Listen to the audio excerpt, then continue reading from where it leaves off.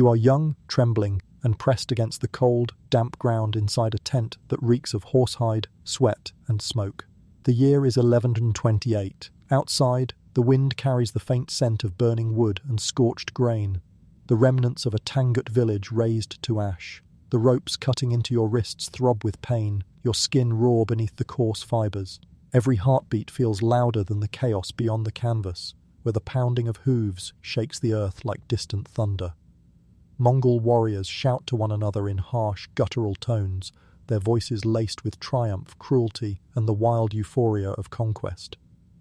You cannot tell if the screams carried on the wind belong to your village or another, but the sounds, sharp, fleeting, and full of agony, echo in your head as if carved into the night itself. The tent's entrance stirs, a shadow looms, broad and heavy, framed by the flickering firelight outside. You stop breathing. The flap is pulled open, and a figure steps in, tall, commanding, silent. You don't need to ask his name, everyone knows it. The air itself seems to hold it in fear, Genghis Khan.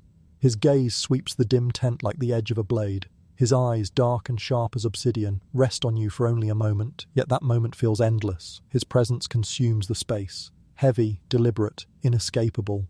You realize with a sick, sinking clarity that you are not here by chance. You are not a survivor. You are a trophy, a reminder of conquest, a spoil of war. The truth settles over you like the weight of stone.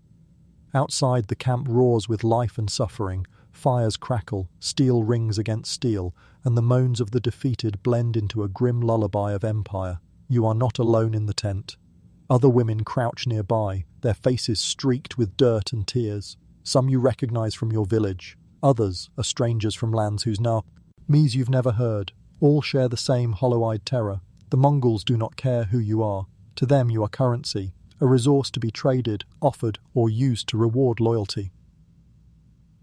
The man before you, Genghis Khan, once called Temujin, was born in 1162 by the banks of the Onon River. The oil lamp flickers, its light glancing off the fur lining of his cloak. His face is weathered, his expression unreadable, but there is something behind his eyes, a flicker of thought, of calculation. Perhaps it is hunger, perhaps it is ambition. He says nothing to you. Instead, he gestures to a guard, a massive man with a scar slashed down one cheek. The guard nods, grabs another woman from the corner and drags her outside. Her muffled sob vanishes into the din. You want to move, to fight, but your body will not obey. Fear has turned your limbs to stone. This is not a story about armies and victories, at least not the kind told in textbooks. This is the story that hides beneath them, in the ashes and the silence. The empire Genghis Khan built between 1206 and 1227 stretched across continents, from the shores of the Pacific to the edge of the Caspian Sea. It was a monument to strength, speed, and brutality. But beneath its banners and legends ran a darker current, one that history rarely acknowledges. For every city burned, every fortress stormed, there were lives consumed in quieter ways, women taken not for ransom, but as instruments of power, control, and propagation. The Mongols understood that domination was not only won through battlefields, but also through bloodlines. By seizing the daughters of conquered peoples, they intertwined their lineage with the conquered, binding entire regions into submission, not just by sword, but by womb.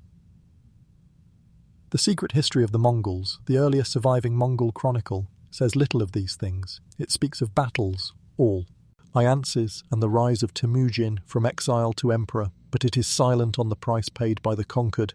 Persian and Chinese historians, writing in the centuries that followed, hint at the scale of what the Mongol tide left behind. Villages in the Xia, Khwarezmian, and Jin states were stripped of men fit to fight, while the women were taken, divided among soldiers, or absorbed into the Khan's ever-expanding retinue. To understand this darkness, we must look back to where it began, with the boy who would become the conqueror of worlds. Temujin's life was shaped from the beginning by violence and survival. Born into the Borjigan clan, he was the son of Yesugei, a minor tribal chief, and Hoelun, a woman who herself had been abducted from the Merkit tribe. From his earliest years, Temujin learned that power was never given, only taken.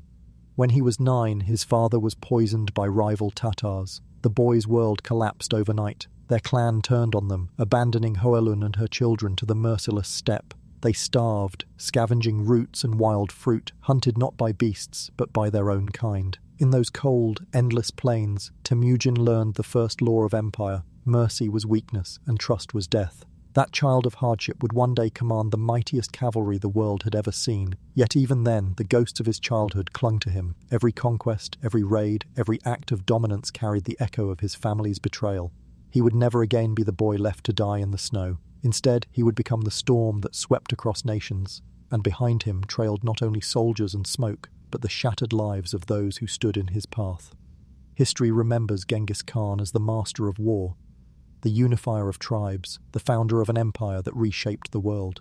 But the memories of the conquered tell another story. They whisper of nights like this one, of tents filled with silence and fear, of women who became the silent currency of conquest.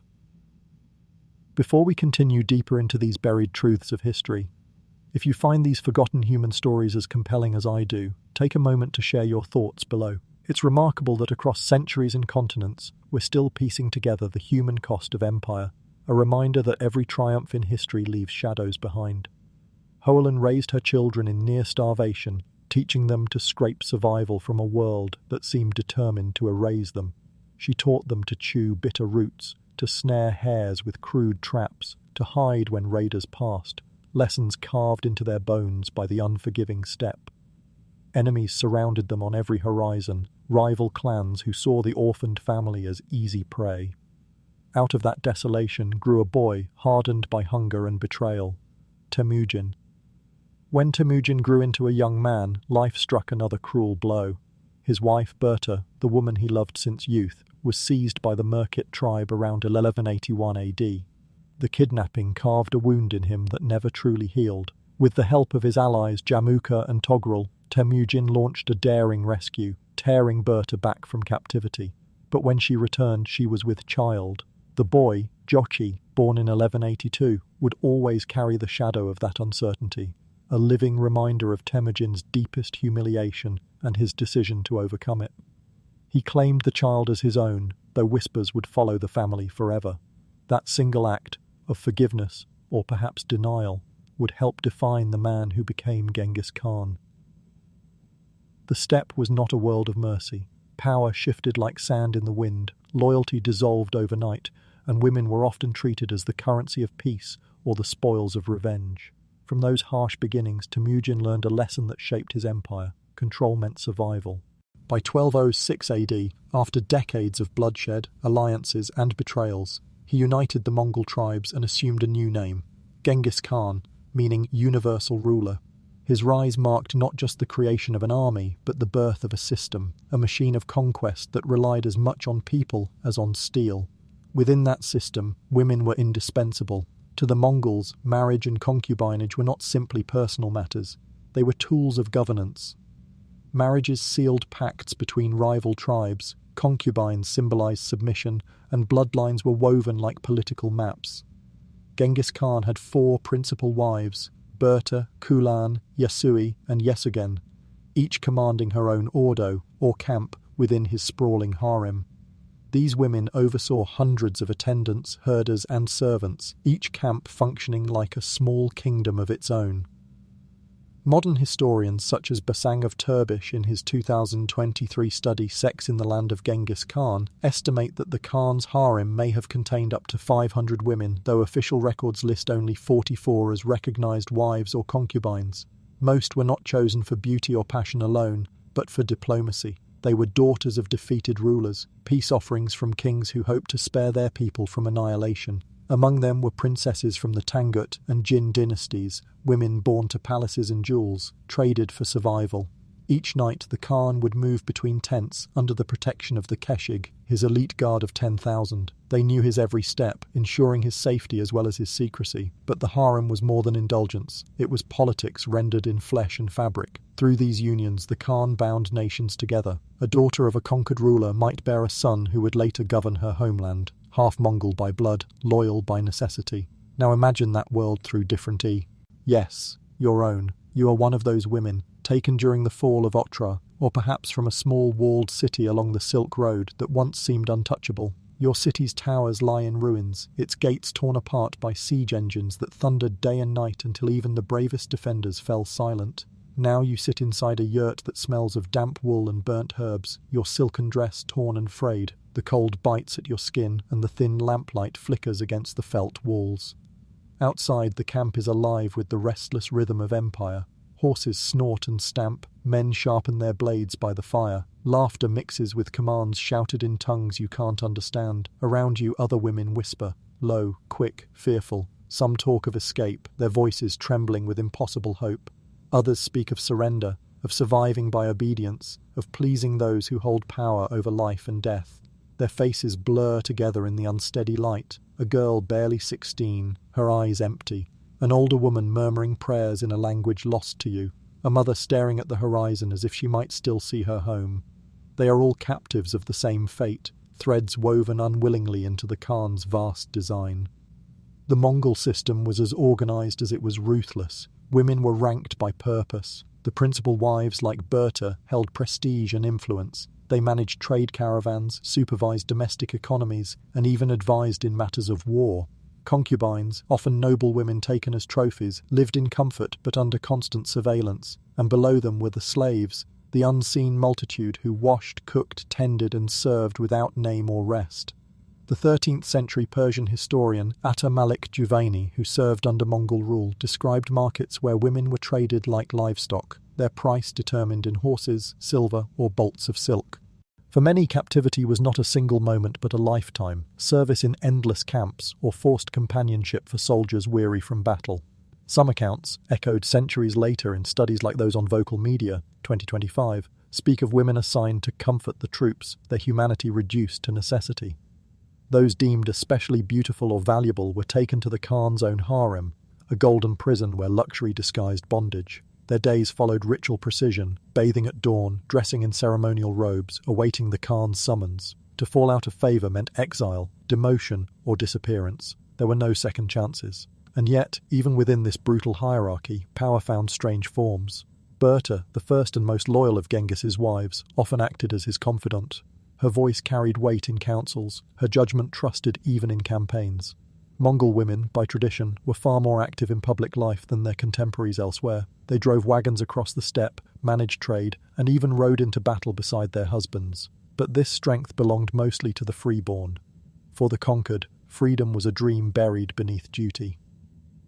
In the steppe winds that howled across the Mongol tents, there was both empire and emptiness, power and pain entwined. Genghis Khan's conquests reshaped continents, but behind every victory stood the unspoken stories of those absorbed into his world, their voices fading into the smoke of history. You can feel it now, the weight of eyes on your back, the thick silence of expectation pressing against your skin. Somewhere outside, a guard's boots grind against the frozen earth. When he points toward you, the air leaves your lungs. You know what it means. Your body obeys even as your mind screams not to move. The other women avert their eyes. Their silence is a shield, a fragile mercy in a world where mercy no longer exists. When the Mongols took women, it wasn't simply to satisfy hunger or desire. For Genghis Khan, it was strategy, an act of empire building as deliberate as any siege. Every woman taken from a conquered land became a thread in his expanding legacy. Each child born from those unions strengthened the bloodline that would bind half the known world under his shadow. Centuries later, modern genetics would reveal the staggering reach of that ambition. A 2003 study in the American Journal of Human Genetics found that nearly 8% of men living across the former Mongol Empire, around 16 million today, carry a Y chromosome marker that likely traces back to Genghis or his direct descendants. His legacy, it seems, was written not just in bloodshed and banners, but in the DNA of entire nations. Historical records name only 9 children born to Berta, his first and most trusted wife, 4 sons, Joki, Chagatai, Urgaday, and Tolui, and 5 daughters whose names rarely surface in chronicles. But the truth stretches far beyond those 9. The rest, the children of concubines, slaves, and noble captives, were uncounted, their mothers forgotten. Their lives, their names, their very existence were absorbed into the endless tide of empire. As the guard leads you out into the night, the camp sprawls before you like a city of ghosts. Thousands of yurts glowing under a sky brimming with cold stars. The air is thick with the smell of roasted mutton, smoke, and the faint metallic tang of blood. Men move among the fires, their laughter coarse, their cups sloshing with kumis. the fermented mare's milk that fuels their celebration. The earth itself seems alive beneath your bare feet, pulsing with the rhythm of conquest. You are brought before a larger tent, the Khan's. 2 guards stand outside, their spears gleaming in the firelight. Inside, the AI is warm, heavy with incense and the musky scent of fur. He sits there, the man whose name echoes across continents, bent over a map whose edges curl like dried leaves. His hair is streaked with grey now, his face lined by decades of wind and battle. His eyes remain unreadable, ancient, steady. When he finally speaks, his voice is low, not cruel, but carved from command. You cannot understand the words, but you recognize the tone. It's not a conversation, it's an order. There is no choice here, no bargaining. You are another note in the great song of his empire, a song built on obedience, fear, and survival. What Genghis did was not unique among conquerors, but he perfected it into policy. His sons and grandsons would follow his example, turning dominance into dynasty. His successor Ugadei, who ruled from 1229 to 1241, carried on the same practices with ruthless efficiency.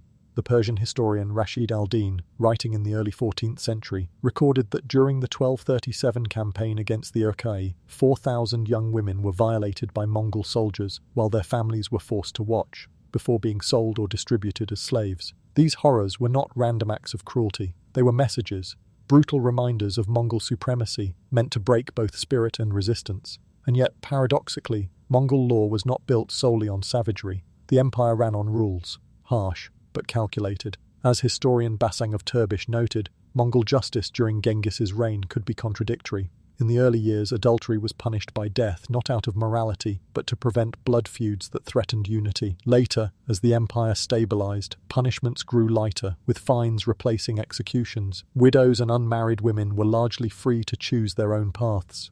A rare freedom compared to the rigid Confucian norms of Song China, where women's feet were bound to emphasize weakness and obedience. Among Mongol women themselves, there was strength and independence unmatched in most of the medieval world. Free BED. Orn women drove wagons, managed herds, oversaw trade, and even commanded troops. They held voices in councils, owned property, and sometimes rode beside men in battle. But that freedom belonged only to those born within the tribes. For captives like you, freedom was a forgotten word. The days blur together in the endless steppe. You learn the sounds that mark time, the clatter of saddles before dawn, the metallic ring of weapons being sharpened, the rhythmic creak of ox-drawn carts as the ordo, the mobile camp, moves to new pastures. You learn to read the Khan's moods, to sense when his patience thins or when his gaze drifts toward memory. Sometimes his eyes soften when someone mentions Berta, the only woman who truly shared his rise from exile to emperor. At other times, the mere whisper of rebellion hardens his face into stone. Survival becomes your only craft. You learn when to speak, when to be silent, when to vanish into the background of the camp. Some women adapt faster, their fear transforming into a quiet cunning. They barter favors, gather information, or find protection in service. Others fade, swallowed by despair. One night, as the fires die low, a woman named Aisha from Khwarezm leans close and whispers a story that chills you more than the cold.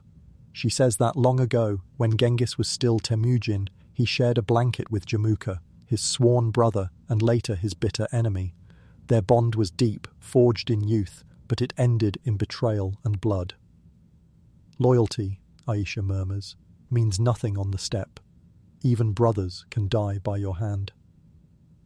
By 1215 AD, Genghis's armies had stormed Zhongdu, modern Beijing, and crushed the Jin dynasty's capital beneath fire and iron. But his hunger was not sated. His eyes turned west, toward the Khwarezmian Empire, a realm of silk and scholars, merchants and pride, when its governor at Otrar executed a Mongol Tra. Aid envoy in 1218, Genghis saw it not as an insult, but as war. The invasion that followed in 1219 was annihilation on a scale the world had rarely seen. Otrar fell first. The Mongols gutted the city, tearing open bodies to search for hidden gold. No man, woman or child was spared. You think of that as you stare at the stars above the steppe, the same sky that looked down on every city he burned, every people he conquered. Somewhere beneath those stars the world keeps moving. Villages rebuild, rivers flow, and children are born with the blood of conquerors and conquered alike.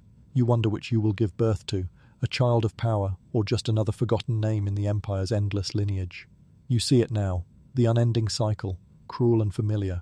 The faces of the new captives mirror your own terror from that first night. Their eyes are wide, reflecting the fires that burn just beyond the yurts, their breaths shallow as they are herded like animals into the camp. The rhythm of conquest repeats itself, merciless, methodical, and cold. As the 2025 Sky History article recounts, women like you were taken in droves. Some were brought to the Khan's harem, others traded in bustling markets that fed the Mongol economy. Human suffering had become currency, flesh was commerce. Historical accounts, echoed by modern research, note that this vast network of slavery was not a mere byproduct of conquest, it was an institution built into the empire's very foundation. You witness it every day in the camp, the chain of despair stretching endlessly. Yet among the cruelty, there are moments so small and fragile they almost seem unreal. One evening, as the wind howls across the Helen Mountains and the fires flicker low, a Mongol woman approaches you. She is not a captive like you, but one born of the tribe. Her clothes are rough wool, her hands scarred and strong. Without a word, she kneels and offers you a bowl of warm mare's milk. The scent is sharp, earthy. You hesitate, uncertain, but she simply nods. You take it, sip, and for the samoyed, first time in weeks, feel warmth spread through your chest. Her name, you later learn, is Kulan, one of the Khan's minor wives. She teaches you a few words of her language, her tone soft, patient. You realize not all hearts here are hardened. Some kindnesses, however fleeting, survive even the weight of empire. But mercy is rare in this world. As the years roll by, the great Khan grows older and hungrier for conquest. The camp grows restless as the whispers spread. He is marching again, this time to crush the Xia rebellion. It is 1227 AD. And though his armies still thunder across the plains, his body is failing. The men speak in low voices of a fall from a horse, a wound that festers beneath his armor. Yet he refuses to rest. You watch from afar as he rides into battle one last time, the fire of his will undimmed, even as death shadows his steps. Then one night, the whispers stop. The fires burn lower, the camp moves slower. You feel it before you hear it, the stillness that follows a storm. Genghis Khan is dead. August 18th, 1227 AD. The man who reshaped the world with fire and fear is gone. His death is kept secret at first, his body carried quietly back toward Mongolia. The chronicles say his funeral was a massacre, 2,000 slaves slaughtered, so no one could ever find his burial place. You don't know if that's true, but you believe it. It sounds like him. You are not there when he is buried. You remain in the Ordo, the royal encampment, now under the control of one of his sons. The hierarchy remains, wives, concubines, servants, but the purpose feels hollow. Without the Khan, the harem drifts like a ship without wind. Some women are taken by his heirs, others sold, traded, or simply forgotten. You stay silent, watching as the empire begins to fracture under its own vastness. The sons he left behind, Tolui, Ogadei, Chagatai, vie for power. The fires of ambition build on where his once did. Sometimes, when the night is quiet, you allow yourself to remember your home, the scent of smoke from your village, the laughter of your sisters, the way the moonlight fell across the river. You wonder if you will ever see it again, or if your bones will rest beneath this endless sky, like so many others who came before you. The legacy of Genghis Khan's conquests is not just in the empire he built, but in the bodies and bloodlines he left behind. Historians trace his genetic imprint across continents. Millions of men today carry the marker of his lineage, but behind that number are the women, the silent mothers of that empire, their stories erased, their names buried under the weight of history.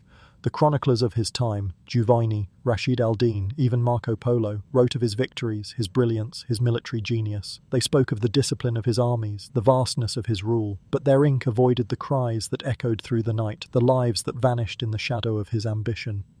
And yet, those forgotten voices linger. They live not in books, but in the wind that sweeps across the steppe, in the quiet that follows the drums of war. You are one of them, one of countless women bound to his story. You survived, though survival itself feels like a wound that never heals. The ropes that once cut your wrists are gone, but their memory presses against your skin as if time itself cannot loosen their grip. The nights stretch endlessly now. You sit alone outside the yurt, your eyes fixed on the stars, cold, distant, indifferent. The fire beside you sputters low, casting fleeting shadows that dance and disappear like ghosts. You think of that first night, the terror, the smoke, the sound of hooves pounding the earth. You think of his eyes, hard as steel, and the moment you understood that your life was no longer yours. You have lived through storms and silence, say, through cruelty and rare compassion. You have learned to exist between fear and memory. The empire he built still stands for now, but its heart is crumbling. You can feel it in the air, in the restlessness of the warriors, in the quiet despair of the women who once bore his children. The great Khan is gone, but the echoes of his power remain, etched not on stone, but on skin, on memory, on the blood that still flows through the veins of millions. His story will be told for centuries, but yours, the story of the nameless, the enslaved, the silenced, will remain unspoken. As the steppe wind rises again, carrying dust and whispers across the plains, you close your eyes. For a moment you imagine you are home, that the stars above are the same ones that watched over your childhood, but when you open them, you see only the endless horizon, the empire's graveyard stretching forever. You survived? Yes. But survival, you realize, is its own kind of captivity. His presence feels like thunder waiting to break, a storm caged in human form. Each step he takes draws the air tighter around you until it's hard to breathe. The realization settles in your chest with the weight of a stone. You were never a random captive. You are a spoil of war, a symbol of victory, a living token of someone else's power. The coarse ropes cutting into your wrists are nothing compared to the invisible bonds of his will. Outside, the camp breathes like some vast, restless creature. The night